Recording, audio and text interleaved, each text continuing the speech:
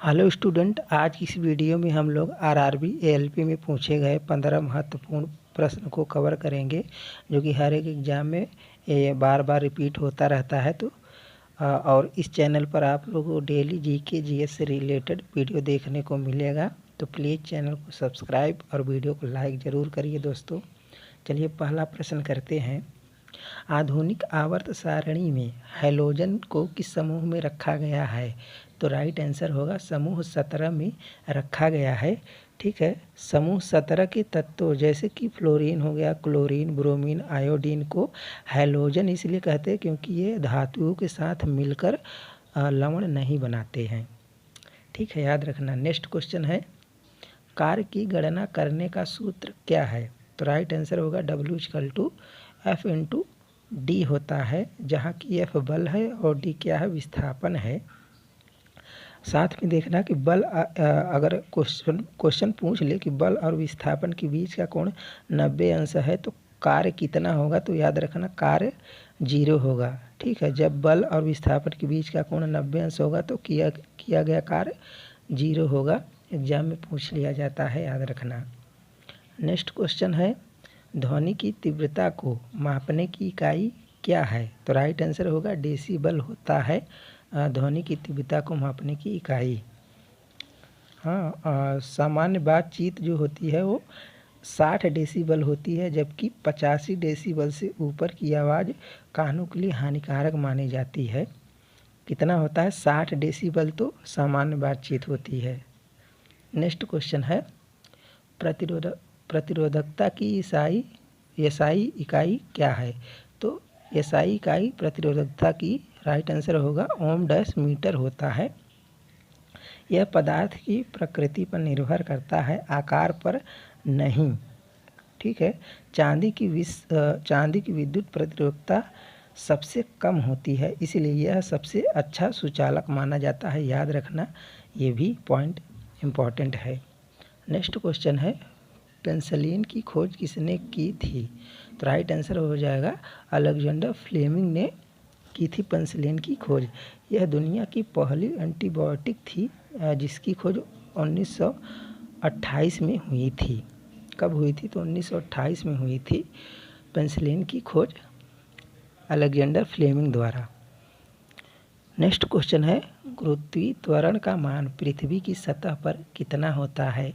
तो right answer हो जाएगा 9.8 मीटर प्रति सेकंड स्क्वायर होता है। पृथ्वी के ध्रुवों पर जी का मान सबसे अधिक होता है। याद रखना ये पॉइंट, पृथ्वी के ध्रुव पर जी का मान कितना होता है? तो अधिक होगा। अगर पूछ ले कि भूमध्य रेखा पर कितना होगा तो याद रखना सबसे कम होता है भूमध्य रेखा पर। नेक्स्ट क्वेश्चन, शरीर का कौन सा अंग रक्त को शुद्ध करता है? तो राइट आंसर हो जाएगा वृक्क करता है, किडनी करता है, शुद्ध करता है। एक स्वस्थ मनुष्य के शरीर में 2 किडनी होती है। इसकी कार्यात्मक इकाई को नेफ्रॉन कहते हैं, याद रखना। नेक्स्ट क्वेश्चन है, सौर ऊर्जा को विद्युत ऊर्जा में बदलने के लिए किस तत्व का उपयोग किया जाता है? तो राइट आंसर होगा सिलिकॉन का उपयोग करते हैं। यह अर्धचालक है। सिलिकॉन कैसा होता है? तो अर्धचालक होता है। इसका सबसे ज़्यादा इस्तेमाल कंप्यूटर चिप्स और सोलर पैनल में किया जाता है। तो सिलिकॉन कैसा होता है? अर्धचालक होता है। याद रखना अर्धचालक होगा सिलिकॉन। नेक्स्ट क्वेश्चन, भारत का प्रथम परमाणु रिएक्टर कौन सा है? तो राइट आंसर होगा अप्सरा है भारत का प्रथम परमाणु रिएक्टर। यह भारत ही नहीं बल्कि पूरे एशिया का पहला परमाणु रिएक्टर था, जिसे 1956 में भाभा परमाणु अनुसंधान केंद्र में शुरू किया गया था। तो याद रखना 1956 में भाभा परमाणु अनुसंधान केंद्र में शुरू किया गया था यह। नेक्स्ट क्वेश्चन देखते हैं, पीतल किन 2 धातुओं का मिश्रण है? तो राइट आंसर होगा तांबा और जस्ता का मिश्रण है पीतल। इसमें लगभग 70% तांबा और 30% जस्ता होता है। यह जंग प्रतिरोधी होता है। तो याद रखना 70% तांबा होता है और 30% जस्ता होता है।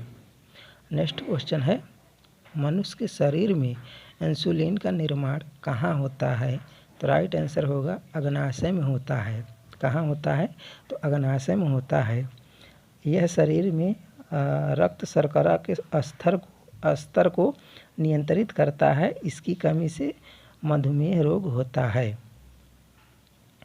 ठीक, नेक्स्ट क्वेश्चन है, भारत में नीली क्रांति का संबंध किससे है? तो राइट आंसर होगा मत्स्य उत्पादन से है। ठीक है, फिश प्रोडक्शन से है। भारत में इसे बढ़ावा देने के लिए मत्स्य संपदा योजना जैसी योजनाएं चलाई जा रही है। नेक्स्ट क्वेश्चन है, लेंस की क्षमता को किसमें मापा जाता है? तो राइट आंसर हो जाएगा डायोप्टर में मापा जाता है। देखिए पॉइंट इससे रिलेटेड पूछ लिया जाता है क्वेश्चन, उत्तल लेंस की क्षमता क्या होती है? तो धनात्मक होगी, और अवतल लेंस की क्षमता कैसी होती है? तो ऋणात्मक होगी। ये पॉइंट याद रखना या नोट्स में आप लिख लेना। उत्तल लेंस की क्षमता कैसी होगी? धनात्मक, और अवतल लेंस की क्षमता ऋणात्मक होती है। नेक्स्ट क्वेश्चन है, प्रसिद्ध ताजमहल किस नदी के किनारे स्थित है? तो राइट आंसर होगा यमुना नदी के किनारे स्थित है ताजमहल। यह गंगा की सबसे बड़ी सहायक नदी है। याद रखना, जो यमुना नदी है वो गंगा नदी की सबसे बड़ी सहायक नदी है। यह उत्तराखंड के यमुनोत्री ग्लेशियर से निकलती है। ठीक है, नेक्स्ट क्वेश्चन है, भारी जल का रासायनिक सूत्र क्या है?